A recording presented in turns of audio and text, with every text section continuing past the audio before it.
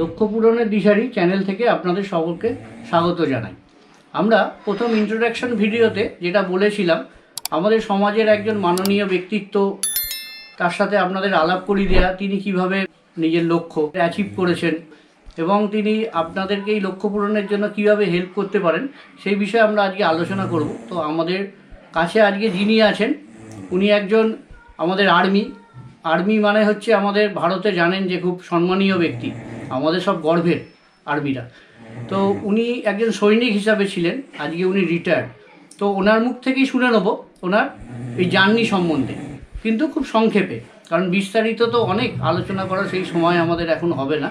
তো খুব সংক্ষেপে জেনে নেবো ওনার এই জার্নি সম্পর্কে, এবং সামনের সময় যে আর্মি যদি কেউ আর্মিতে যেতে চান তো উনি কিভাবে হেল্প করতে পারেন, ওনার ছোটো ছোটো টিপস যে আপনাদের সুবিধা হবে, যে আর্মিতে গেলে আপনারা কিভাবে নিজেকে আর্মিতে যোগ করতে পারবেন আর্মিতে। তো আজকে ওনার থেকে শুরু করা যাক। নমস্কার। নমস্কার। হ্যাঁ, আপনি আপনার নামটা আমাদের দর্শকদের বলবেন। আমার নাম নারায়ণ চন্দ্র দে, এক্স নায়ক এমটি। আমি 1980 সালে 20 ডিসেম্বর ভারতীয় সেনাবাহিনীতে যোগদান করি, আর 1997 সালের 31 ডিসেম্বর অবসর গ্রহণ করি।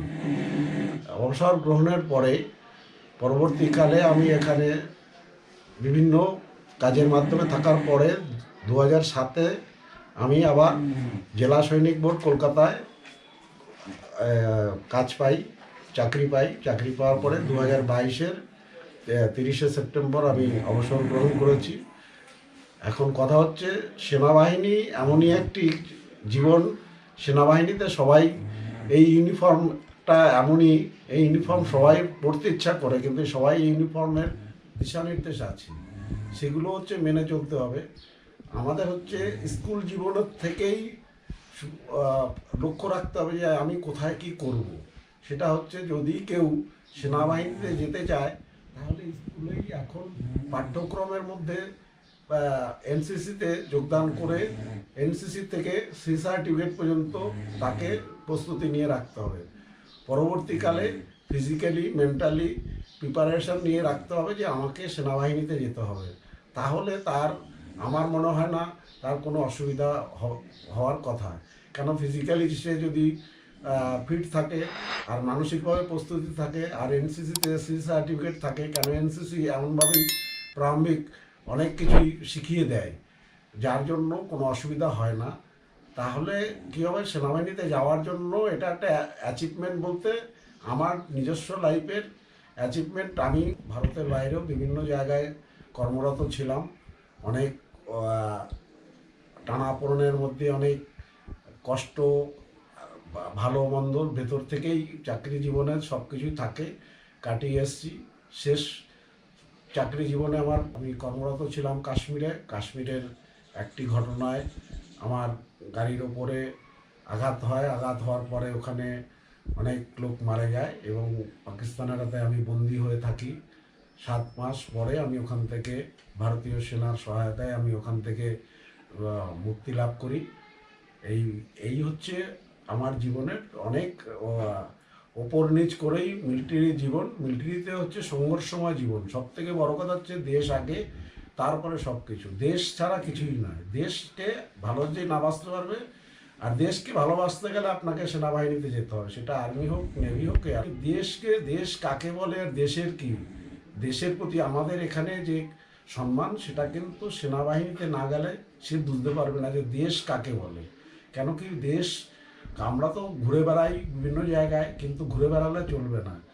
যদি আপনার গ্রাসরুট লেভেলের যে জানতে হয় দেশ সম্বন্ধে, তাহলে সেনাবাহিনীতে যেতে হবে। সেনাবাহিনীতে যাওয়া, একটা কাজ করা মানে এমন একটা সম্মানের, যেটা কোটিপতি বা লোকের ছেলে হলে পরেও অনেক কিছুই তারা জানতে পারে না। কিন্তু আমরা সেগুলোর চাক্ষুষ প্রমাণ দেখে এসেছি, করে এসেছি, জেনে এসেছি। ওই জন্য প্রত্যেকের কাছেই একটি অনুরোধ থাকলো, সেনাবাহিনীতে যোগদান করতে গেলে পয়সা লাগে না, কিন্তু নিজেকে প্রিপারেশন তৈরি রাখতে হবে যে আমি যাব, আমাকে সেইভাবে। তার জন্য কিছু টিপস আছে, সেগুলো হচ্ছে পড়াশোনার দিকটাকে খেয়াল রাখতে হবে, যে সাবজেক্ট নিয়ে ওখানে পরীক্ষা হবে। সক্ষমতা সবার আগে দরকার, নিরোগ থাকতে হবে আর শারীরিক সক্ষমতা থাকতে হবে, তাহলে আপনাকে কোনো বাধাই আটকাতে পারবে না। সবার আগে মনোবল, যে আমি করব এই কথাটাকে, আমি পারবো, আমি করব, তাহলেই বাস আপনি সেনাবাহিনীতে যোগদান করতে পারবেন। আমার কাছে এটাই অনুরোধ থাকলো, যারাই যেতে চান, যারাই সেনাবাহিনীতে অংশগ্রহণ করতে চান, কেন আমি এক এক সময় ভাবি পশ্চিমবঙ্গে কিন্তু আমাদের এই সেনাবাহিনীর প্রতি একটি মনোভাব নেই। পশ্চিমবঙ্গের ইয়ং জেনারেশনের ছেলেমেয়েরা সেনাবাহিনীতে যাওয়ার জন্য কেউ এতটুকু উৎফুল্ল নয়। কারণ হচ্ছে তারা সেনাবাহিনী সম্বন্ধে অজ্ঞ এখনও। কেন? যেহেতু বেঙ্গলে কোনো মিলিটারি স্টেশন আছে, কিন্তু বেঙ্গলের কোনো মিলিটারি রেজিমেন্ট নেই। রেজিমেন্ট নেই বললে ভুল, রেজিমেন্ট ছিল, ব্রিটিশ টাইমে ছিল, কিন্তু সেটা রিমাস্টিং হয়ে গেছে। রিমাস্টিং হওয়ার জন্য আর দ্বিতীয়বার তৈরি হয়নি। তবে আমার একটি আবেদন থাকবে, সেনাবাহিনীতে না গেলে পরে দেশ সম্বন্ধে জানা যাবে না। সেটা হচ্ছে সেনাবাহিনীতে গেলে পরে এক তো সম্মান আছে, আর দেশের প্রতি আপনার যে কর্তব্য, যে নিষ্ঠা, সেটা জাগ্রত করার জন্য সেটা সেনাবাহিনীতে গেলেই সম্ভব, তাছাড়া আপনি জানতে পারবেন না।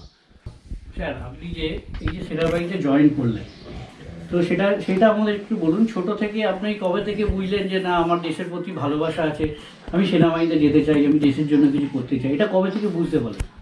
আমি 1971 সালের যখন যুদ্ধ হয়, তখন আমার আদি বাড়ি হচ্ছে রানাঘাট। তো আমার বাড়ির সামনে একটি মিলিটারি ক্যাম্প ছিল, সেখানে আমি প্রতিনিয়ত দেখতাম যুদ্ধের জন্য ওখান থেকে লোক যাচ্ছে, রাত্রেবেলা তাদের মৃতদেহগুলো ফেরত আসছে। এবার এগুলো দেখে তার পরবর্তীকালে বাংলাদেশ যুদ্ধের পরে যখন দলে দলে লোক এদেশে চলে আসলো, ওই বিভীষিকাময় আরও তখন ওই সৈনিকদের এই অবদান, তাদের যে দেখতাম যে তারা সকালে যাচ্ছে যুদ্ধে, বিকেলে তারা মৃতদেহগুলো ফেরত আসছে, তখন থেকে আমার একটি টান মনের ভিতরে কামনো, মানে ইচ্ছা হয় যে আমি সেনাবাহিনীতে যাব। তো এটা দেখে আপনার ভয় হয়নি যে না, সকালে আমার তারা কোনো ভয় যাচ্ছে, হয়নি যে রাত্রিবেলা যাচ্ছে। ফিরে আসছে? আমার ইউনিফর্ম পরার একটা ইচ্ছা ছিল যে ইউনিফর্মটা কি করে পরে, কেন আমার বাড়ির সামনে ক্যাম্প ছিল, আমার সকাল বিকেলে আসতো যেত, তাদের সঙ্গে দেখা হতো, তো দেখতাম তাদের সঙ্গে উদ্বুদ্ধ হয়েছি তাদেরকে দেখে যে তারা কতটাই, যে এত লোক মারা যাচ্ছে তা সত্ত্বেও তারা কিন্তু সেই ডিউটি থেকে পিছুপা হচ্ছে না। মানে এটা এটাই দেখে- হচ্ছে আমাদের দেশের প্রতি ভালোবাসা। দেশের প্রতি ভালোবাসা না থাকলে এই মনের জোর কিন্তু পাওয়া যায় না। উনি দেখছেন সকালবেলা তারা যাচ্ছে গাড়ি করে বা যেভাবেই হোক, রাত্রিবেলা ডেড বডি ফিরে আসছে, মানে এটা ভয়ের ব্যাপার। সাধারণ মানুষ আমরা ভাবছি ভয়, কিন্তু এই দেশের মধ্যে যে ভক্তি, দেশপ্রেম, এটাকে ওনাকে আরও ইন্সপায়ার করেছে যে না, আমাকেও দেশকে ভালোবাসতে হবে, তাতে যদি আমার প্রাণও বিসর্জন হয়ে যায় তো আমি পিছু পা হবো না, তাই না? একদম একদম মনেই জোরটা থাকতে হবে, মনে তবেই জোর কিন্তু থাকতে হবে। সেনাবাহিনীতে তবেই সেনাবাহিনীতে আমরা যেতে যেতে পারবো। পারবে, ভয় পেলে চলবে না। তারপর কিভাবে এগুলেন, মানে কিভাবে যোগ দিলেন সেনাবাহিনী? এবার সেনাবাহিনীতে যোগ দিলাম। আমি যখন মাধ্যমিক পাস করে তখন তো উত্তর এই আপনার স্কুলে যেরকম এখন আপনার চলে আসে, রেজাল্ট চলে আসে, তখন আসতো না, তখন গেজেট আকারে প্রকাশ হতো। আচ্ছা। তো রানাঘাট থানার সামনে আমি যখন গেজেট দেখতে যাই, তখন সেনাবাহিনীতে ভর্তির জন্য অনেক লোক ছেলেরা জড়ো হয়েছিল।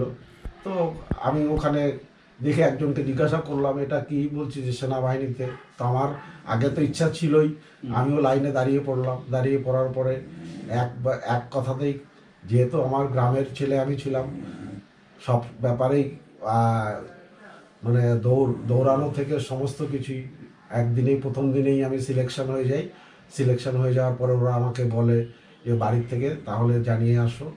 আমি বাড়িতে যেয়ে বলে ওই দিনকেই আমি ব্যাঙ্গালোরের উদ্দেশ্যে রওনা হয়ে যাই ট্রেনিংয়ের জন্য। এটা হচ্ছে আমার প্রথম ধাপ। এখন সেনাবাহিনীতে চাকরি আগের মতো হয় না, তখন র্যালি হতো, র্যালি আকারে হতো। এখন র্যালি হয়, কিন্তু সেই র্যালিতে অংশগ্রহণ করতে গেলে পরে ডিস্ট্রিক্ট ওয়াইজ হয়, আর তখন অল ইন্ডিয়া ওয়াইজ ছিল। আপনি যেখান থেকেও র্যালিতে অংশগ্রহণ করে যদি আপনার ফিজিক্যালি ফিট থাকেন তাহলে আপনাকে হবে। তখন পরীক্ষা সিস্টেম ছিল না, কিন্তু এখন লোক সংখ্যাও বেড়েছে, কাজের সংখ্যাও বেড়েছে, যেহেতু এখন অনেকগুলো পরীক্ষা, অনেকগুলো ধাপ পেরিয়ে তবে যেতে হয়। আমাদের মধ্যে তখন ফিজিক্যালি ফিট, মানসিকভাবে প্রস্তুতি, হাইট, ওয়েট, চেস্ট এটা ঠিক থাকলে, মেডিকেলি ফিট আছে, তখন চাকরি হয়ে যেত। তো আমি ওইভাবেই চাকরিতে গেছি। তারপরে চাকরি জীবনে বিভিন্ন জায়গায় কর্মজীবনে এটা আমরা আসছি, আপনার এই কর্মজীবন সম্বন্ধে একটা ভালো ওনার অভিজ্ঞতা আছে, সেটাও আমরা শেয়ার করব। তো ওনার থেকে আমরা জেনে নেবো, এখন যদি কেউ মিলিটারিতে যেতে চায়, তো প্রথমে তো মাঠ তাকে কমপ্লিট করতেই হবে। হ্যাঁ। তার পরপর যে ধাপগুলো একটু আমাদের দর্শকদের বলেন। প্রথম হচ্ছে আপনাকে ফর্ম ফিল আপ করলে এখন অনলাইন প্রসেস, অনলাইনে আপনি ফর্ম ফিল আপ করবেন। যেহেতু যে কোনো জেলা যে কোনো আপনার রিক্রুটমেন্ট সেন্টার আছে, যেরকম আমাদের কলকাতায় গোখেল রোড আছে, কাঁচরাপাড়ায় আছে, বহরমপুর আছে। এবার যেখানেই হোক ওখানে আপনাকে পুরো বাইরের নিয়মাবলী লেখা আছে কি করে আপনাকে করতে হবে। অনলাইন প্রসেসে অ্যাপ্লাই করলে পরে আপনার অ্যাপ্লিকেশন অ্যাকসেপ্ট হয়ে গেলে আপনার কাছে মেসেজ চলে আসবে। এবার নির্ধারিত ডেটে আপনি যাবেন, যাওয়ার পরে ওরা প্রথমে আপনার ডকুমেন্টেশন চেক করবে, যেগুলো আপনি আপলোড করেছিলেন সেগুলোকে। মিনিমাম কোয়ালিফিকেশন কি লাগবে? মিনিমাম কোয়ালিফিকেশন এখন মাধ্যমিক। তারপরে আগে এটা ছিল না, আগে ক্লাস 8 পাস হলে পরেও চাকরি হতো, কিন্তু এখন মিনিমাম মাধ্যমিক পাশের চাকরি, মাধ্যমিকের নিচে হবে না। তারপরে এবার আপনাকে ওখানে নথি যাচাই হওয়ার পরে এবার আপনাকে আবার ডেট দেবে যে আপনার অমুক তারিখে এক ডেট, সেই ডেট অনুসারে আপনাকে বলা হবে যে মাঠ কমপ্লিট করার। মাঠে হচ্ছে প্রথমে আপনার পুশ আপ আছে, চিন আপ আছে, রান আছে, এইটা কমপ্লিট করতে পারলে পরেই তারপরে ওরা আবার একটা ডেট দেবে। সেই ডেট অনুসারে আপনাকে লিখিত পরীক্ষার জন্য ডাকা হবে। লিখিত পরীক্ষায় এখন পুরো এমসিকিউ কোয়েশ্চেন। এখন এমসিকিউ কোয়েশ্চেন সেখানে আপনাকে আপনার নিজস্ব ইংরেজি, হিন্দি কিংবা যা দেশের অভ্যন্তরীণ বাইরের যে কোনো জেনারেল নলেজ সম্বন্ধে সামান্য জ্ঞান থাকলে পরেই আপনি যদি একটু আলোচনা করুন, একটু যদি পড়াশোনা করেন, তাহলে আমার মনে হয় না পরীক্ষা খুব কঠিন প্রশ্ন হয়, সহজ প্রশ্নই হয়, কিন্তু সেটাকে আপনাকে সহজ তখনই লাগবে যদি আপনি তার জন্য প্রিপারেশন নিয়ে যান। এই প্রিপারেশন কি সবাই বাড়িতে নিতে পারবে? বাড়িতে ইনস্টিটিউটে ভর্তি হওয়ার দরকার নেই। এই জন্য বিভিন্ন বই আছে সেগুলো পড়লে পরে সেগুলো আপনাকে কোনো সৈনিকের কাজে কিংবা জেলা সৈনিক বোর্ডে কিংবা এনসিসিতে যোগাযোগ করলে পরে ওরা আপনাকে গাইড করে দেবে, যে কি করতে হবে মোটামুটি জানা যাবে। এবার হয়ে গেল, এবার আপনাকে লিখিত পরীক্ষায় আপনি পাস করলে পরে আপনাকে রেজাল্ট জানিয়ে দেওয়ার পরে আবার আপনাকে ডেট দেবে মেডিকেলের জন্য। এবার মেডিকেলটা হয়ে যাওয়ার পরে, মেডিকেল যদি আপনি পাস করতে পারেন, তারপরে আপনাকে ওরা ডাকবে যে আপনি সমস্ত অরিজিনাল ডকুমেন্ট নিয়ে আর জিনিসপত্র নিয়ে অমুক তারিখে চলে আসবেন। এবার জয়েনিং করার জন্য এখান থেকে এরা যেখানে আপনার সিলেকশন হয়েছে, যে রেজিমেন্টের ভ্যাকেন্সির ওপরে নির্ভর করে। তো আপনি যদি মনে চান যে না আমি আসাম রাইফেলসে যাব, অন্য জায়গায় যাব না, এটা নয়। ওদের রিক্রুটমেন্ট সেন্টারের উপরে নির্ভর করে যে কোথায় ভ্যাকেন্সি আছে, আর আপনার ক্যাপাবিলিটিটার উপরে বিচার করে আপনাকে কোথায় পাঠাবে ওরা জানে। সেভাবে আপনাকে সেই ট্রেনিং সেন্টারে পাঠিয়ে দেওয়া হবে। এবার পরবর্তীকালে আপনি ট্রেনিং প্রাপ্ত হওয়ার পরে এবার আপনার কর্মজীবন শুরু করবেন। ব্যাপারটা হচ্ছে চাকরিটা পাওয়াটা কঠিন, যেরকম করাটাও কঠিন, দুটোই কঠিন। কিন্তু কঠিনের থেকে বড় কথা হচ্ছে আপনাকে জানতে গেলে পরে কিন্তু এই চাকরি, অন্য চাকরিতে কিন্তু এতটা অসুবিধা নেই। অন্য চাকরি কিন্তু আপনি পরীক্ষা দিলেন, মেডিকেল হয়ে গেল, পাস করলেন, মেডিকেল হয়ে গেল, আপনি জয়েন করলেন। কিন্তু মিলিটারিতে এতগুলো এই জন্য চায়ের ছাঁকনির মতন ছেঁকে তোলে যে সেরা জিনিসটাকে নেয়, আর আপনি যে সেরা সেটাকে আপনাকে তখন উপলব্ধি করতে পারবেন যখন আপনি পুরো চাকরি জীবনটাকে সঠিকভাবে পালন করে আসবেন।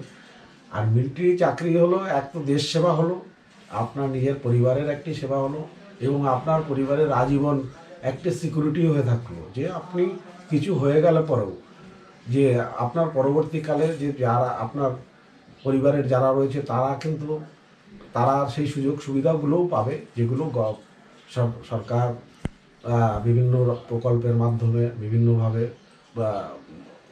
সময়ে সময়ে পরিবর্তন করে। তা আমি মনে করি যে সেনাবাহিনীতে গেলে আপনি যদিও দেশের জন্য বলিদান দেন, কিন্তু আপনার সে বলিদান বৃথা যাবে না। দেশেরও সম্মান, দেশ আগে। এই জন্য দেশকে ভালোবাসুন, এগিয়ে আসুন। নতুন জেনারেশনের ছেলে মেয়েদের কাছে একটি আবেদন আমার, যে চাকরি করতে গেলে খালি আমি আইটিতে যাব, চাকরি করব, ডাক্তার হব, ইঞ্জিনিয়ার হব, তাহলে সেনাবাহিনী থেকে যাবে। সেনাবাহিনী থেকে নিজেকে উদ্বুদ্ধ করে নিজেকে তৈরি করে আসতে হবে যে আমরা সেনাবাহিনীতে যাব। সেনাবাহিনীতে না গেলে জানা যাবে না দেশটা কী জিনিস। দেশটাকে জানতে গেলে সেনাবাহিনীতে যেতে হবে। আপনি চাকরি জীবনে আপনি গেলে 8 ঘন্টা ডিউটি করে আপনি চলে আসবেন, আপনি জানতে পারবেন না দেশ কি। দেশটাকে জানতে গেলে সেনাবাহিনীতে যেতে হবে। ঠিক, একদমই ঠিক। তো ওনার মুখে এই তো সেনাবাহিনীতে ভর্তি হওয়ার জন্য বা সেনাবাহিনীতে যোগ দেওয়ার জন্য উনি পুরোটাই বললেন। তো এবার আমরা ওনার থেকে একটি জিনিস আরও শুনে নেবো, একটা ওনার অভিজ্ঞতা, মানে একটা যাকে বলেন একদম রোমহর্ষকর একটা ওনার একটা অভিজ্ঞতা, যেটা হচ্ছে উনি একটা সময় উনি বোধহয় কাশ্মীরে ছিলেন। তো ওনাকে পাকিস্তান থেকে ওনাকে আটক করে নিয়ে চলে যাওয়া হয়েছিল। এটা 1-2 দিন বা 7 দিনের জন্য নয়, 7 মাস উনি পাকিস্তানে ছিলেন। এবং তারপর সার্জিক্যাল স্ট্রাইক, যেটা আমরা অনেক সিনেমাতে দেখে থাকি, যে ইন্ডিয়ান সৈন্যরা গেল ওখানে সার্জিক্যাল স্ট্রাইক করে ওখানে বন্দীদের নিয়ে আসা হলো। তো ওনার থেকে একটু সংক্ষেপে শুনে নেবো। উনি আমাকে বলেছেন, তাও আপনাদের সামনে ওনার থেকে একটু শুনে নেবো যে কীভাবে উনি ওখান থেকে এই যে দেশে ফিরে আসার জন্য আমাদের ইন্ডিয়ান সৈন্যদের সাথে কিভাবে যোগাযোগ করলেন ওই পাকিস্তানের ভূমিতে বসে। সেটা একটু ওনার থেকে শুনে নেবো। শুনুন যে দেখুন যে কতটা সাহসিকতা, বা আমাদের একটা বলি না যেটা শিখে রাখো পরে কাজে লাগবে।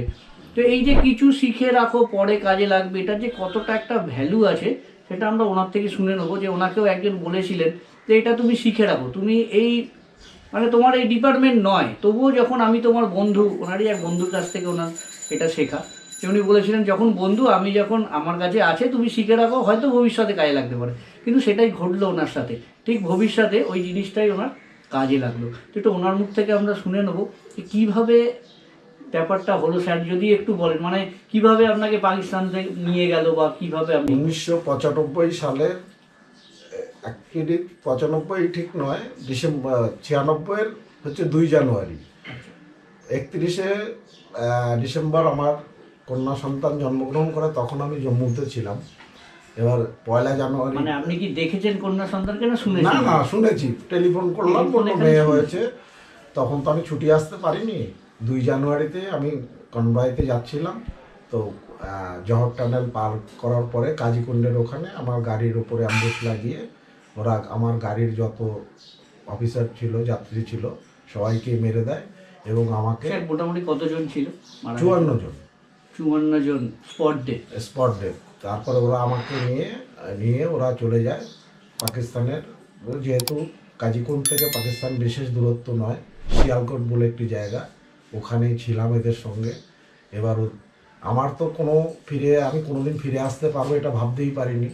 এবার ওদের সঙ্গে দীর্ঘ সময় থাকার পরে এবার প্রায় মাস 7 যখন হয়ে যায়, আমি কোনোদিন ভাবতে পারিনি যে আমি ফিরে আসবো। কিন্তু স্যার আমরা তো অনেক সিনেমাতে দেখি যে পাকিস্তানে আমাদের ইন্ডিয়ান আর্মিকে ধরে নিয়ে গেলে মানে অকথ্য অত্যাচার, মানে খুব ভীষণ অত্যাচার করে। তো আপনার ক্ষেত্রে কি সেরকম? না, আমার ক্ষেত্রে আমি হয়তো এই ব্যাপারে অনেকটাই নিজেকে ভাগ্যবান মনে করি। আমাকে কখনো ওরা নির্যাতন করেনি, কেন আমার একটাই গুণ ছিল যে ওদের কথা মতন আমাকে ওদের গাড়ি চালাতে বললে পরে, যেহেতু আমি গাড়িটা চালাতে পারতাম, গাড়িটা চালাতে হতো, এই জন্য ওরা আমাকে ওই গাড়ির চালক হিসাবে ব্যবহার করতো বলে আমার সঙ্গে কোনোদিনই কোনো অত্যাচার করেনি।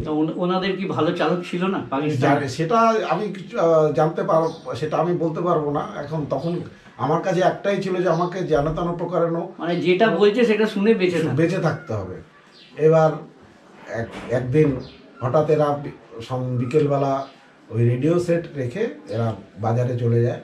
তো আমি শ্রীলঙ্কায় ভারতীয় শান্তি সেনাতে থাকাকালীন আমার এক বন্ধু সিগন্যাল রেজিমেন্টে ছিলেন, আমার পাশাপাশি ইউনিট ছিল, সেখানে গল্পের মাধ্যমে একদিন বললো রেডিও সেটটা চালানোটা শিখে রাখো, কখনো কাজে লাগতে পারে। তারপর রেডিও সেট অপারেট করাটা আমি মোটামুটি ওখান থেকে একটু রপ্ত করে রাখলাম।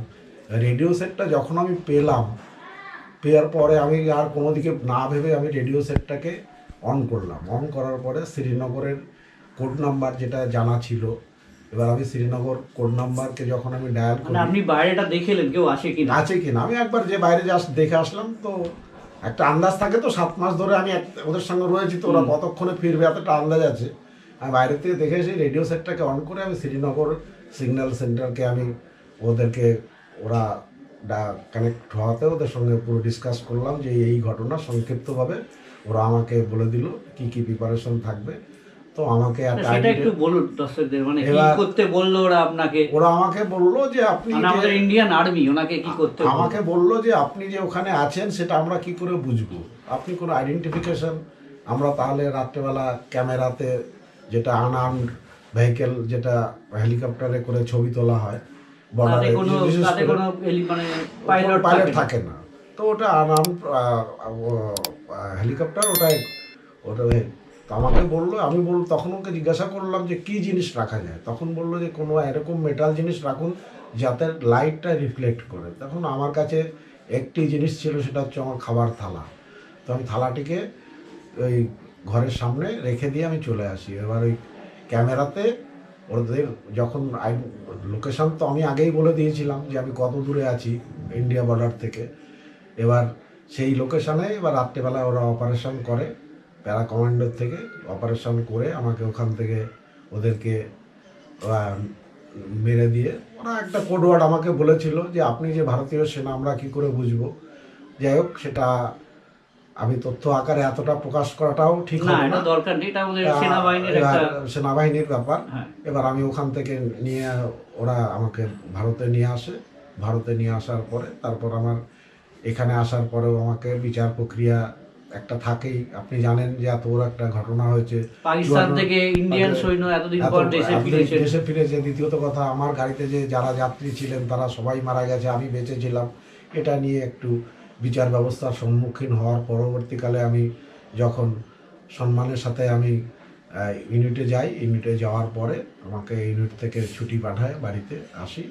সেই বছরই আমি অবসর গ্রহণ করি। মানে তখনই এসে আপনি মেয়ের মুখ দেখলেন? মেয়ের মুখ দেখলাম, আমি 8 মাস বয়সে আমার মেয়ের মুখ দেখেছি এসে। মানে মেয়ে হয়েছে খবর পেয়েছেন, মেয়েকে দেখা হয়নি। দেখা হয়নি। মেয়ের যখন 8 মাস বয়স তখন তিনি এসে প্রথম মেয়েকে দেখলেন। এটাই হচ্ছে ইন্ডিয়ান আর্মি। এটা হচ্ছে স্যাক্রিফাইসও বলতে পারেন হয়তো, আর এটা কি বলুন তো, এটাই হচ্ছে উপলব্ধি। তবে আমি উপলব্ধিটা এই জন্যই সবাইকে বলছি, সবাই যে এরকম হবে তা নয়, ভয় পাওয়ার কোনো কারণ নেই। আমাকে আমার গুরু বলেছিল মৃত্যু একবারই হয়, সেটা জলে ডুবে হোক, অ্যাক্সিডেন্টে হোক, ট্রেনে কাটা পড়ে হোক, কিংবা এমনি হোক, নর্মাল, মৃত্যু একবারই হয়। তো ওই জন্য ভয় পাওয়ার কোনো কারণ নেই। আমি ওই জন্য মৃত্যুকে কোনো ভয় পাই না। মৃত্যু সেই গুলি লেগেই হোক, ওটা একবারই হবে। দুবার মানুষের কখনো মৃত্যু হয় না, একবারই হয়। মৃত্যু একবারই হয়, বারবার প্রত্যেকদিন মরে তাই কোনো লাভ নেই। না, ওই একবারই ভয় করতে পেয়ে হবে। কোনো লাভ নেই। না, মৃত্যু ভয় একবারই হয়, ভয় একবারই পেলে করতে হবে। সেনাবাহিনী- কিন্তু সেটা সম্মানের সাথে। সম্মানের সাথে, একদম। এই হলো আমার উপলব্ধি।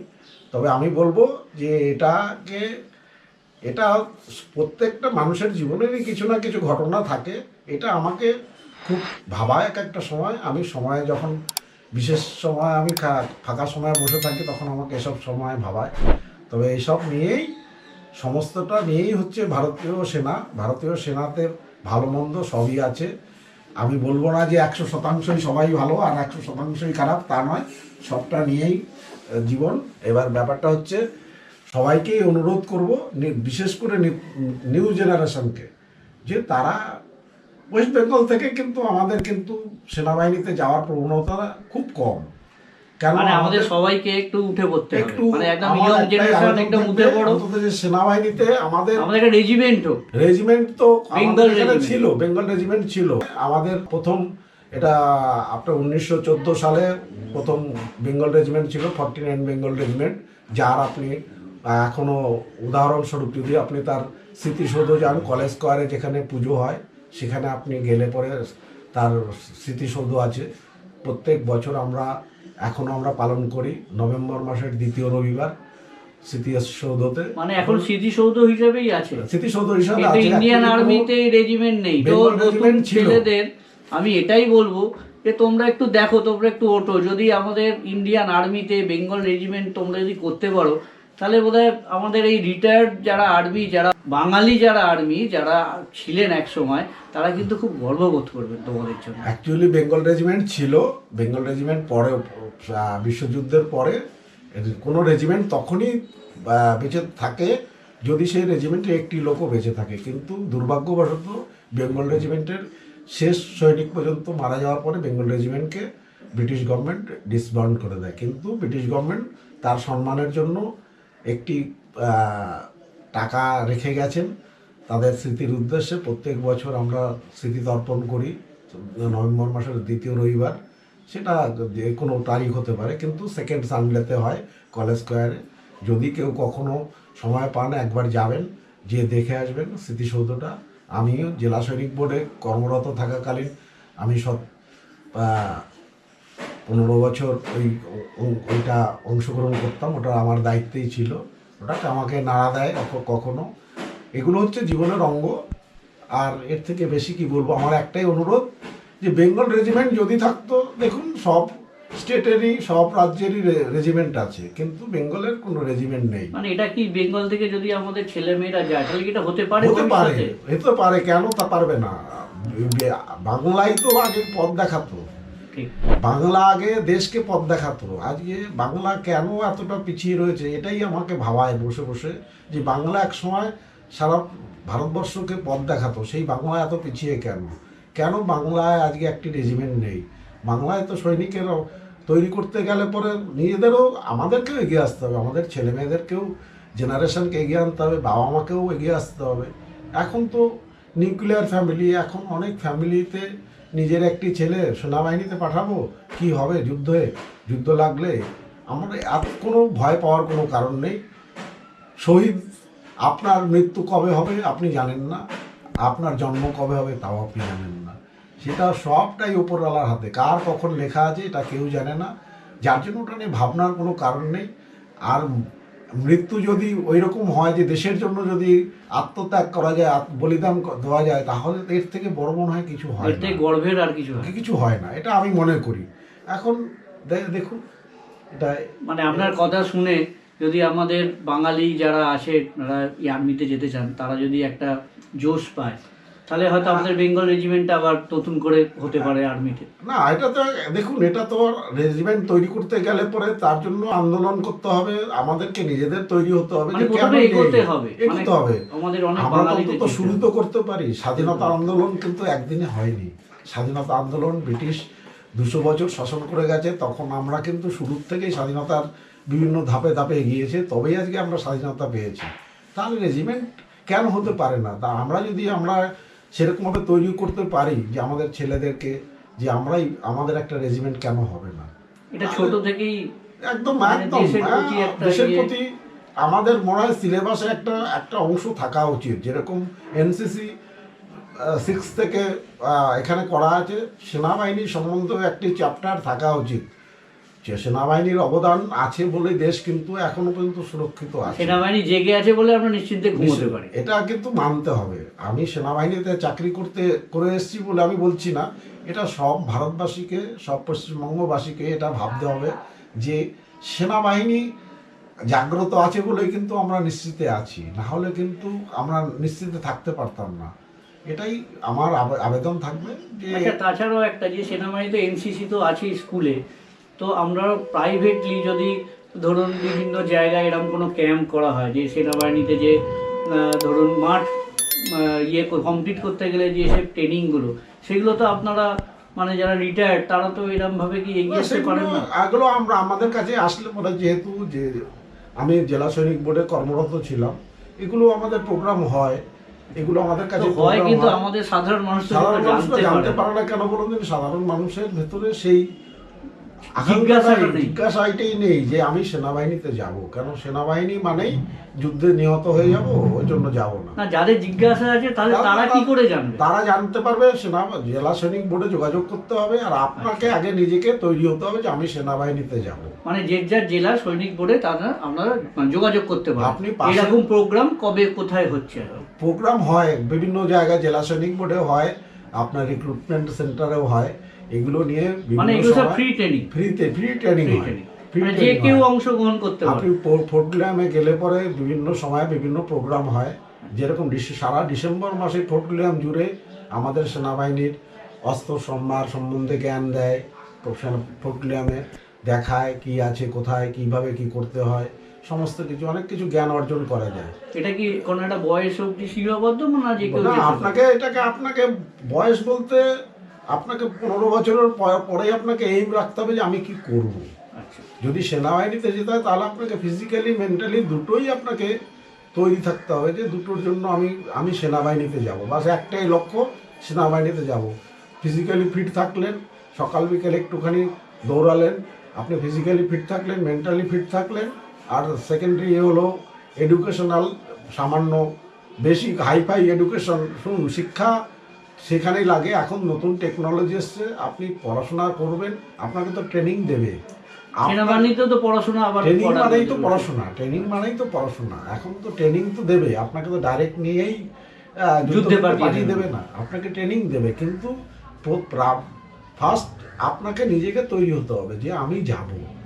আপনি যদি ভাবেন যে আপনি যাবেন, আর আপনি যাওয়ার জন্য প্রস্তুতি নিয়েছেন, আপনি মানসিকভাবে, শারীরিকভাবে, মানে শিক্ষাগতভাবে আপনি তৈরি আছেন, তাহলে আপনাকে কেউ আটকাতে হবে না। আচ্ছা, আমাদের যদি কোনো দর্শক বন্ধু কমেন্টসের মাধ্যমে আমাকে কিছু জিজ্ঞাসা করে এই সেনার ব্যাপারে, মানে আপনার থেকে যদি কিছু সাজেশান চায়, তাহলে আমি কি ওনাদেরকে, মানে আপনার থেকে জিজ্ঞাসা করে ওনাদের কি সেই সাজেশনটা দিতে পারি? অবশ্যই দিতে পারি। আপনি আমার ফোন নাম্বার দেওয়া থাকবে, আপনি আমাকে, না আপনার ফোন নাম্বার নয়, উনি আপনি আমাদের চ্যানেলের কমেন্টস করবেন, আপনাকে আমি জিজ্ঞাসা করে ওনাদেরকে আমি উত্তর দিই। অবশ্যই অবশ্যই। আমি যদি কেউ আমার কাছ থেকে কোনো হেল্প চায় বলতে কোনো টিপস চায় যে কিভাবে কি করলে পরে কিভাবে জয়েন করতে পারবো, তাকে আমি বিস্তারিত গাইডলাইন বিনা পয়সায়, কোনো পয়সার বিনিময় নয়, বিনা পয়সায় তাকে আমি এই সহায়তা। এবং এই চাকরিতেও তো আশা করি কোনো পয়সাও লাগে না। সেনাবাহিনীতে চাকরিতে পয়সা দিয়ে যাওয়াটা আছে এখনো প্রবণতা লোকের মাঝখানে, কিন্তু আমি মনে করি সেনাবাহিনীতে পয়সা লাগে না। মানে এটা ভুল, এটা কিন্তু দিকভ্রষ্ট। হ্যাঁ, এই যে পয়সা করে নিয়ে যে চাকরি, সরকারি চাকরি, এটা কিন্তু আপনারা করবেন না।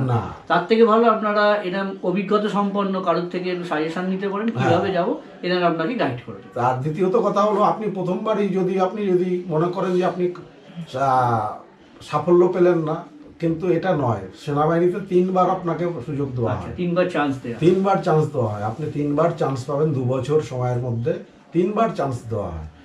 আপনার অ্যাডমিট কার্ডের পেছনে লিখে দেওয়া হবে, প্রথমবার যদি আপনি অসফল হন লিখে দেওয়া হবে, আবার আপনাকে ডাকা হবে। আপনাকে দ্বিতীয়বারের জন্য অ্যাপ্লাই করতে হবে না, আপনাকে ওখানে লেখা থাকবে যে সেকেন্ড, আবার যেদিন রিটেন হবে, পরীক্ষা হবে, সেদিনকে আপনাকে ডাকা হবে। আপনি আবার অংশগ্রহণ করলেন, আপনি যে সাবজেক্টের উপরে সাফল্য অর্জন করতে পারেননি, সেই সাবজেক্টের উপরে করে ওরা ঘষে মেজে নেবে। তার দ্বিতীয়টাতে হলো না, তৃতীয়টাতেও চেষ্টা করতে পারেন। তবে আমার মনে হয় তৃতীয়বারের জন্য কাউকে অপেক্ষা করতে হয় না। যারা প্রথমবার সাফল্য না পায়, তারা দ্বিতীয়বার সাফল্য পেয়ে যায়, তারা বুঝে যায় যে কি হচ্ছে। কেন কি বলুন, তারা তো ওই একটি বৃত্তের মধ্যে থাকে যে আমাকে এটা করতে হবে। আর অনেকে নিরাশ হয়ে যায় যে আমি সাফল্য পেলাম না, আমাকে ডিসকোয়ালিফাইড করে দিল, আমি এই জন্য। এখন কথা হচ্ছে, অনেকের কারণ থাকে। কারণগুলো কি? এখন আপনার ধরুন ফিজিক্যালি আপনি আনফিট, তো সেখানে তো আপনাকে 3 বার চান্স দেবেন না, সেটা তো অবশ্যই। আপনাকে মাঠটা কমপ্লিট করতে হবে। আপনাকে বললাম শারীরিক আর আপনাকে মানসিক, এই দুটোটাকে আপনাকে ঠিক রাখতে হবে। রিটেনটা চান্স পাওয়া যেতে পারে, রিটেনটা আপনাকে 3 বার সুযোগ দেওয়া হবে। যে আপনি, অনেকে রিটেনে যে আটকে যায়, বুঝতে পারে না, কিন্তু এমন খুব একটা কঠিন প্রশ্ন হয় না যে প্রশ্নের উত্তর আপনি দিতে পারবেন না। প্রশ্নপত্র ওইভাবেই তৈরি করা হয় যে সাধারণ সব কিছুর মধ্যে আপনার কতটুকু কী আছে, ওটাকে আপনাকে ভেরিফাইড করে নেয় ওরা, যে সৈনিক হতে পারবে কি না। কেন একটা সৈনিক হতে গেলে পরে তার যে জিনিসগুলো দরকার, সোলজার আমরা বলি, কিন্তু সোলজারের একটি মিনিংস আছে, সেটা কিন্তু অনেকে জানে না। জানি না, আমার কথাটা কারো খারাপ লাগলে ক্ষমা করবেন। লৌহ দণ্ডর কোনো আকৃতি হয় না, তো সৈন্য হচ্ছে এমনই, আপনি লৌহ দণ্ড, এটাকে নিয়ে এনারা নিজের মতো ঘষে মেজে একটা অস্ত্র বানিয়ে নেবেন, যেটা আমাদের দেশের। সোলজার কথার অর্থ হলো, সোলজার SOLDIER, এস কথার অর্থ হচ্ছে স্মার্টনেস, আপনাকে স্মার্টনেস থাকতে হবে। ও কথার অর্থ হচ্ছে অবিডিয়েন্ট, আজ্ঞাকারী হতে হবে। এল কথার অর্থ হচ্ছে লয়্যালটি, সততা থাকতে হবে। ডি কথার অর্থ হচ্ছে ডিসিপ্লিন, মানে আপনাকে ডিসিপ্লিন থাকতে হবে। আই কথার অর্থ হচ্ছে ইন্টেলিজেন্ট হতে হবে, দক্ষ হতে হবে। ই কথার অর্থ হচ্ছে এফিশিয়েন্ট, দক্ষ হতে হবে। ইন্টেলিজেন্ট মানে আপনাকে সজাগ থাকতে হবে। ইন্টেলিজেন্ট কথার অর্থ হচ্ছে, আর রেকর্ডটাকে, এই সব কিছু রেকর্ড যদি ঠিক থাকে তবেই আপনি সৈনিক হতে পারবেন। তা আপনাকে শুরুর থেকেই এম রাখতে হবে যে আমার ভেতরে কি কি গুণ আছে, সেগুলোকে আপনাকে যেটা কম বেশি আছে সেটাকে আপনাকে সেই জায়গায় মেনটেন রাখলে তবেই সে সৈনিক হতে পারবে। কিন্তু সৈনিক গর্বের ব্যাপার। আসুন, আমরা আশা করি যে যদি বা সবাই শুনে ভিডিও যদি আপনাদের পছন্দ হয় দেখবেন, চ্যানেলটিকে সাপোর্ট করবেন। আর যদি আপনার মনে হয় যে আপনি আপনার সন্তানকে পাঠাতে চান, কিংবা কেউ নতুন প্রজন্ম যদি কেউ জানতে চায়, কোনো যদি জিজ্ঞাসা থাকে, আপনি প্রশ্ন করবেন, আপনাকে তার উত্তর সঠিকভাবে পাঠিয়ে দেওয়া হবে। আপনার সঙ্গে যোগাযোগের নাম্বারের সাহায্যে আপনার সঙ্গে যোগাযোগ করে, আর ব্যক্তিগতভাবে আমার সঙ্গে কেউ কথা বলতে চাইলে আপনি চ্যানেলের থ্রুতে আপনি আমার সঙ্গে যোগাযোগ করতে পারেন। আমার যতটুকু সাহায্য করার দরকার, সেনাবাহিনীতে ভর্তি হওয়ার ব্যাপারে কি কি টিপস দিতে, কেন আমি আমার নিজের কর্মজীবনে চাকরি জীবন তো সেনাবাহিনীতে করে এসেছি, আবার দ্বিতীয় ইনিংসেও আমি সেনাবাহিনীরই জেলা সৈনিক বোর্ড কলকাতাতেই আমি কর্মরত ছিলাম, ওখান থেকে অবসর গ্রহণ করেছি। ব্যাস। মানে আমি আগেও বলেছিলাম ইন্ট্রোডাকশন ভিডিওতে যে আমাদের ফ্যামিলির অনেকে ডাক্তার, মানে বংশ পরম্পরা, ইঞ্জিনিয়ার, কেউ হয়তো সৈনিক। এটাও কিন্তু একটা গর্বের বিষয় যে আমার বংশ পরম্পরায় সৈনিক। তো যাদের ইচ্ছা যে আমরা সৈনিক হতে পারলাম না, আমাকে কেউ গাইড দিতে পারলো না, ইনি কিন্তু আপনার ফ্যামিলিরই একজন। এটা কিন্তু মনে রাখবেন। আপনার যেটা প্রশ্ন হবে, যেটা নিয়ে মনে হবে এটা আমার জানলে ভালো হয়, আপনি কিন্তু আমাকে কমেন্টসের মাধ্যমে জানাবেন। আমি ওনার থেকে জেনে আপনাকে সঠিক পথ দেখাবার চেষ্টা করব। মানে আপনার লক্ষ্যটাকে ঠিক রাখবেন, লক্ষ্য পূরণ করার ব্যাপারে সেটুকু আমরা কিন্তু সঠিকভাবে চেষ্টা করব আপনার যাতে লক্ষ্যটা পূর্ণ হয়, আমাদের যেটা উদ্দেশ্য, এবং আমরা সেটা আপনাকে কথা দিলাম। আমরা এইভাবে এনারই মতো আরও বিভিন্ন, ইনি সৈন্যতে আছেন, ইন্ডিয়ান আর্মিতে ছিলেন, তো ডাক্তার বা অন্যান্য যারা প্রফেশনে আছে, এরকম ব্যক্তিত্ব যারা সফল বা যারা রিটায়ার্ড, যারা পুরো ব্যাপারটা জানেন, এরকম আমরা ব্যক্তিত্ব আমাদের সমাজের যারা উঁচু পদে বসে আছেন, এনাদের নিয়ে আবার আমরা ভিডিও করব যাতে আপনাদের সুবিধা হয়, এবং নতুন যারা আসতে চান যে কোনো প্রফেশনে, তো তারা যাতে তাদের লক্ষ্যটা পূর্ণ করতে পারে। আজকে এই বলেই আমরা আমাদের চ্যানেলের ওনার ইন্টারভিউটা শেষ করছি। আপনাদের সবাই ভালো থাকবেন। নমস্কার।